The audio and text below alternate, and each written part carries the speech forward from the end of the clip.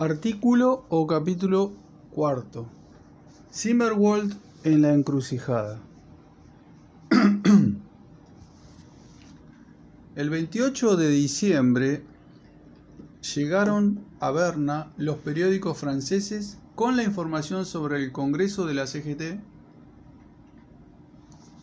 y el 30 de diciembre los periódicos socialistas de Berna y de Zúrich publicaron otro manifiesto de la ICK de Berna, International Socialist Commission, la Comisión Socialista Internacional, el organismo ejecutivo de Zimmerwald. En ese manifiesto, fechado a fines de diciembre de 1916, se habla de las propuestas de paz sugeridas por Alemania, Wilson y otros países neutrales, y todos esos pronunciamientos gubernamentales son llamados, y con justa razón, por cierto, una farsa de paz, un juego para engañar a sus propios pueblos, gesticulaciones diplomáticas pacifistas e hipócritas. Contra este sainete y esta falsedad, el manifiesto declara que la única fuerza capaz de lograr la paz, etc., es la firme voluntad del proletariado internacional de dirigir sus armas no contra sus hermanos, sino contra el enemigo dentro de su propio país. Los pasajes citados revelan claramente dos líneas políticas fundamentalmente diferentes que, por así decirlo, convivieron hasta ahora en el grupo zimmerwaldista, pero que ahora se han separado definitivamente. Por una parte, Turati declara muy definida y correctamente que la propuesta de Alemania, Wilson, etc., es solo una paráfrasis del pacifismo socialista italiano, la declaración de los socialchauvinistas alemanes y la votación de los franceses han demostrado que tanto unos como otros aprecian la utilidad de su política de encubrimiento pacifista. Por otra parte, el manifiesto de la Comisión Socialista Internacional califica de sainete e hipocresía el pacifismo de todos los gobiernos beligerantes y neutrales. Por una parte, Schauhaus se une a Merheim, Bourderon, Longuet y Raffin-Dugens. Se unen a Renaudel, Sembat y Thomas, mientras que los socialchauvinistas alemanes Sudecum, David y Scheidemann anuncian el próximo restablecimiento de la unidad socialdemócrata con Kautsky y con el Grupo Socialdemócrata del Trabajo. Por otra parte, la Comisión Socialista Internacional llama a las minorías socialistas a luchar enérgicamente contra sus propios gobiernos y contra sus mercenarios socialpatriotas. Una u otra cosa: o desenmascarar la insipidez, la estupidez y la hipocresía del pacifismo burgués, o parafrasearlo transformándolo en pacifismo socialista.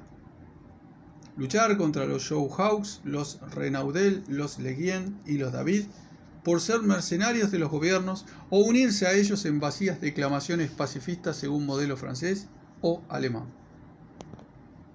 Esta es ahora la línea divisoria entre la derecha de Zimmerwald, que siempre se opuso enérgicamente a un rompimiento con los socialchauvinistas, y la izquierda, que en la conferencia de Zimmerwald tuvo la previsión de separarse públicamente de la derecha y de presentar en la conferencia y más tarde en la prensa su propia plataforma. No es casual que la proximidad de la paz, o aunque más no sea la intensa discusión del problema de la paz por algunos elementos burgueses, llevara una divergencia manifiesta entre ambas líneas políticas. Para los pacifistas burgueses y sus imitadores o remedadores socialistas, la paz ha sido siempre un concepto fundamentalmente distinto, pues ni los unos ni los otros nunca comprendieron que la guerra es la continuación de la política de paz y la paz la continuación de la política de guerra. Ni los burgueses ni los socialchauvinistas quieren ver que la guerra imperialista de 1914-1917 es la continuación de la política imperialista de 1898-1914, sino de un periodo todavía anterior. Ni los pacifistas burgueses ni los socialistas pacifistas comprenden que sin el derrocamiento revolucionario de los gobiernos burgueses, la paz solo puede ser ahora una paz imperialista, una continuación de la guerra imperialista. Al valorar la guerra actual, ellos emplean frases adocenadas, vulgares y sin sentido sobre la agresión o la defensa en general, y emplean los mismos lugares comunes filisteos al valorar la paz, olvidando la situación histórica concreta la realidad concreta de la lucha entre las potencias imperialistas. Y es completamente natural que los socialchauvinistas, esos agentes de los gobiernos y de la burguesía dentro de los partidos obreros, aprovechen la proximidad de la paz en particular o inclusive de las meras conversaciones de paz para disfrazar la profundidad de su reformismo y su oportunismo desenmascarado por la guerra y restablecer así su quebrada influencia sobre las masas. De ahí que los socialchauvinistas de Alemania y de Francia, como hemos visto, realicen esfuerzos denodados por unirse con el sector pacifista, vacilante y sin principios de la oposición. También en el grupo cimergualdista se harán, con toda seguridad, esfuerzos para borrar la diferencia entre las dos líneas políticas irreconciliables.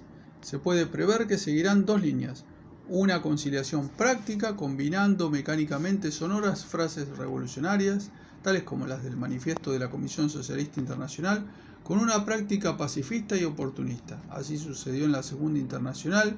Las frases ultrarrevolucionarias de los manifiestos de Huysmans y Van der Velde y de algunas resoluciones de los congresos solo sirvieron de pantalla para ocultar la práctica archioportunista de la mayoría de los partidos europeos, pero no modificaron, ni desbarataron, ni combatieron esa práctica. Es dudoso que esa táctica pueda lograr éxito de nuevo en el grupo cimergualdista.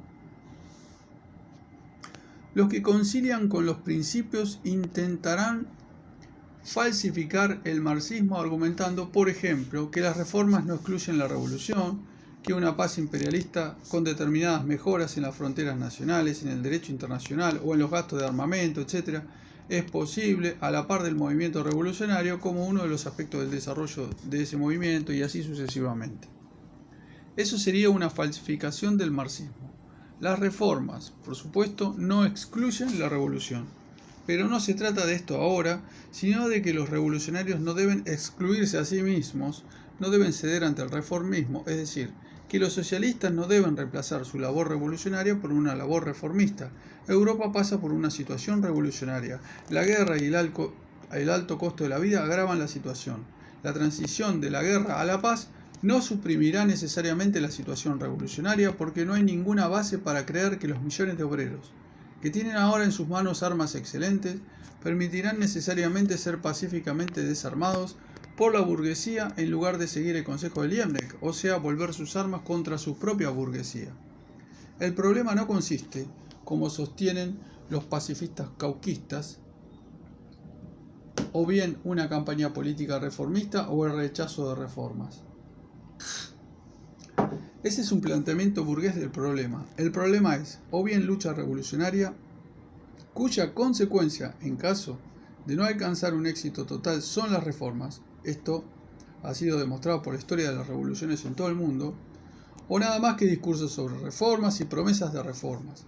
El reformismo de Kautsky, Turati y Bourdieu, que se presenta ahora en forma de pacifismo, no solo deja de lado el problema de la revolución, esto en sí mismo es una traición al socialismo, no solo renuncia en la práctica a toda labor revolucionaria sistemática y persistente, sino que llega hasta declarar que las manifestaciones callejeras son acciones aventureras. Kautsky en Neue Zeit, 26 de noviembre de 1915.